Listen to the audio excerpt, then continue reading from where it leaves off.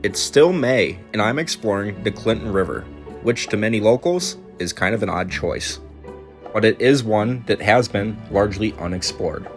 The Clinton River itself is 83 miles long, and its drainage area is 760 square miles, a huge amount of area to explore. For 1.4 million people, the Clinton River is their backyard, and most people see a dirty, muddy river that has little going on. And that couldn't be further from the truth. Hidden in its hundreds of square miles are pockets of clear water that are home to some of the most spectacular displays of wildlife you'll ever see in freshwater. The key to success here is finding clear water, but how? First, we need no rainfall, as any rainfall will make the river dirty.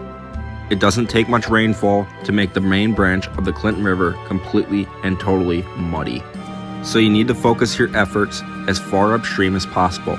As an added benefit, the upstream locations end up clearing first, so they can start out muddy after a rainstorm, but very quickly become clear water that we can explore. Now that we found clear water, let's jump in and have a look and see what's down there. And right off the bat, we have a beautiful rainbow darter, one of the prettiest freshwater fish there is. Normally darters are the highlight of a trip for me, but they quickly became eclipsed by what I found next. This pile of rocks. And what's so special about it anyways? You're about to be incredibly surprised by what goes on here.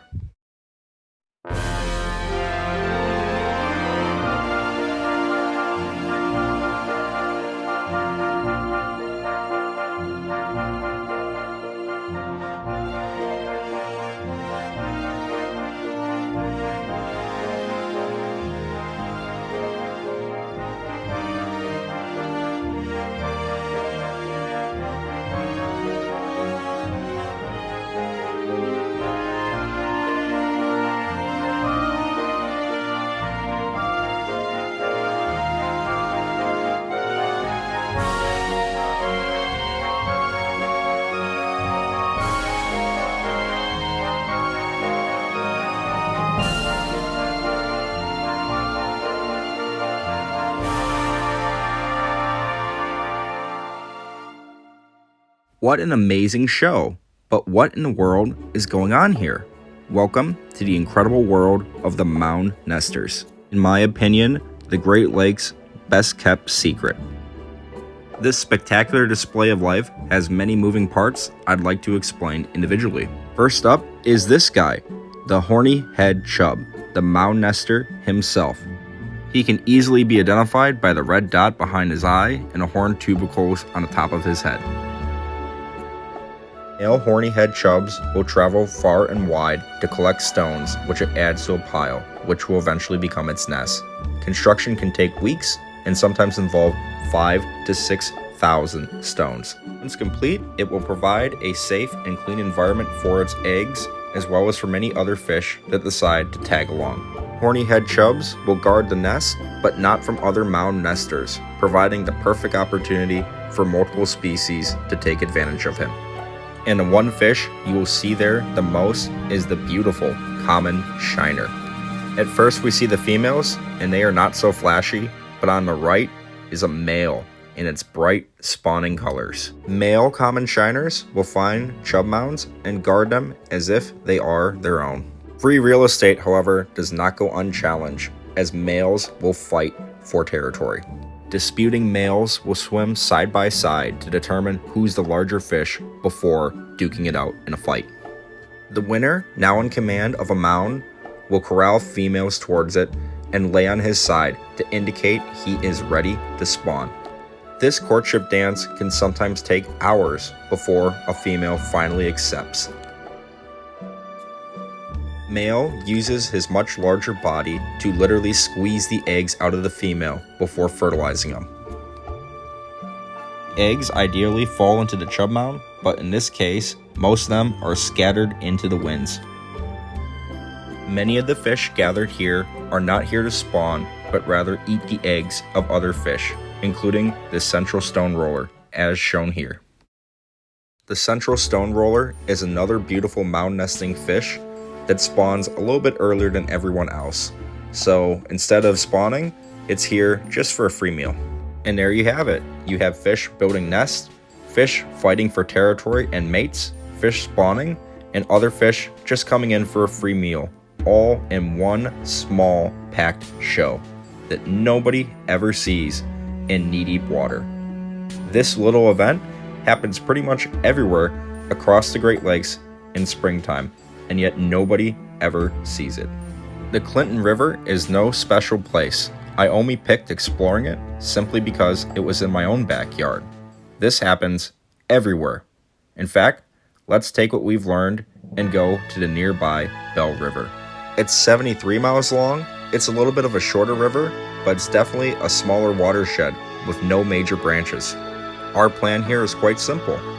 Head upstream, find clear water, and then head on in to have a look and see what's down there. Before I even got in, I could see from the surface we were in for a real treat.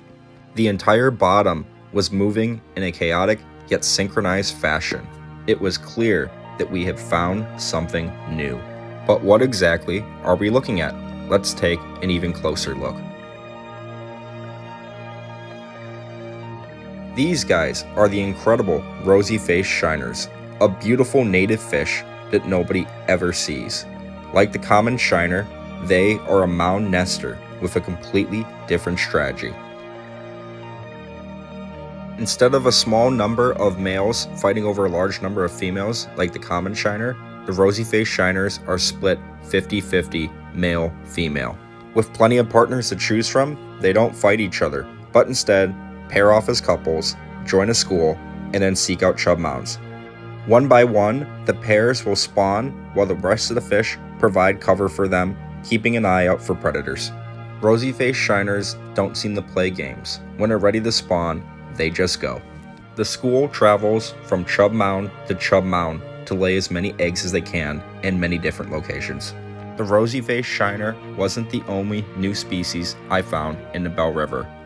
Hiding behind them and not drawing a lot of attention to themselves were these guys, striped shiners, a close relative of the common shiner we saw in the Clinton River.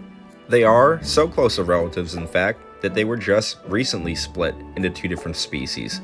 The easiest way to tell them apart, though, is the females are roughly the same size as the males, while with the common shiner, the female is much smaller. Striped shiner males are also very shy and don't want their picture taken. The Belle River had its own species of chub as well. If you'll notice, this guy doesn't quite look right, and that's because he's not a horny-head chub. He's a river chub instead. River chubs have a more rounded head, and all the horns are in front of the eyes. They're also typically larger than the horny-head chub. Throughout most of the United States, this is the most common species of mound nester you'll find. Here in Michigan, the horny head is more common. Here, we see a group of about 20 to 30 spawning in the fastest section of the river. River chubs don't seem to like to have all the other mound nesters with them, so they go someplace where only they can keep up with the current. Seeing how fierce the competition is at horny-head chub nests, that's probably not a bad idea. Mound nesters are generally cooperative, however, even they have their limits. Here, we see another group of rosy-faced shiners spawning, but this time, the horny-head chub has had enough, and he's coming in and eating the eggs of the rosy-faced shiners. This is exactly why fish lay thousands and thousands of eggs, because the vast majority of them simply don't make it. They calculate these losses into their equation to keep going through life. Mound nesters require an insane amount of calories to keep going. They eat about a quarter of their weight every single day, and so sometimes they take advantage of each other like this. Mound nesters are such aggressive eaters, they'll even try exotic foods, such as worms, bread, and even your fingers if you are not careful. In other parts of the world, people pay money to get pedicures done by fish, but here, in the Great Lakes, you can get it done for free by, in my opinion, much prettier fish. These nibbles don't hurt all that much. If you want to avoid getting bitten, movement seems to draw them in, so I recommend staying still. They like moving objects so much that they'll even go after camera lanyards and your zipper cable if you're not careful. They are not the only fish out there looking for a meal. Legitimate predators come in to prey on mound nesters. With all the fish so distracted, any predator has a chance at an easy meal with everyone not paying attention. Here in the Belle River, the clever and always resourceful smallmouth bass is the main predator trying to feast on mound nesters. And as always, he has a few tricks up his sleeves. At first, he tries direct attacks with little success. Then they resort to mixing into the crowd and hoping nobody notices them. Next, they try hanging out in the background, not too close in, but not too far out that they can't make a strike if anyone makes a mistake. The horny-head chubs are too big for the bass to eat. The bass is really after the rosy-faced shiners who, if you'll notice, have already moved away.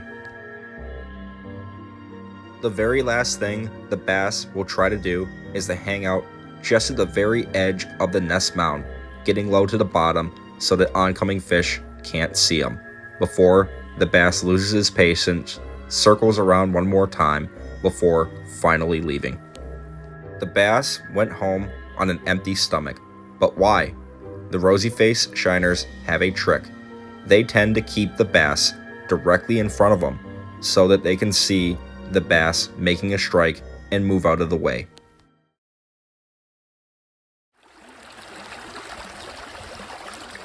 Now that you know what's going on and what's here, I want to help you find some mound nesters of your own. First, you need to find clear, shallow water, and if you find water moving over rocks, you've come to the right spot. Fishermen call these little rapids rifles. Just downstream, you'll find nice, straight stretches of river called runs, and this is where you want to look. Usually, you'll see the fish from the surface, but they might swim away, so what you want to look for is clear rocks. That's the handiwork of the chubs. You should approach any known or suspected chub mound very slowly and then wait for the fish to return. You should remember that any fast, aggressive movements are going to frighten the fish away, so refrain from moving quickly. Instead, move very slow and deliberately. Once in position, it's often a good idea to stay perfectly still until the fish are comfortable with having you around. Many of them, such as the rosy-faced shiners, like having you because you'll scare away the larger predators. I highly recommend you lay directly upstream from mound nest so that the fish can come in and out, and as an added bonus, they're facing directly towards you, which makes taking their pictures a whole lot easier. I'm telling you up front, if you want to take good pictures, you have to take hundreds of them before you line up that perfect shot. So I recommend to use video instead of pictures. Generally, focus issues and lighting is going to mess you up taking your shots. I highly recommend, if you're shooting either pictures or videos, to refrain from tracking fish directly. They move very quickly and very erratically, and the videos and pictures you take are going to be very disorientating to watch and look at. So keep your camera in a fixed position. And probably the most important tip, if you find one chub mound, keep looking. Chances are there are dozens of chubs making mounds in that exact area, and not all chub mounds are created equal. The grass truly could be greener just on the other side, and you have to look at them all before you figure out where you want to set up. And with that, I think you're ready to go out there and find chub mounds of your own. And remember to have fun. By mid-June though, the chub mounds are empty and the fish have left. The season is done, but there are other places to go and explore on the next segments of Into Swamps, Streams, and Shallows. I want to thank everybody for making it to the end of the video. If you learned something, leave a like and a comment, and I hope you enjoyed. And as always, stay safe, dive often, and see you on the next one. We have much more content on the way.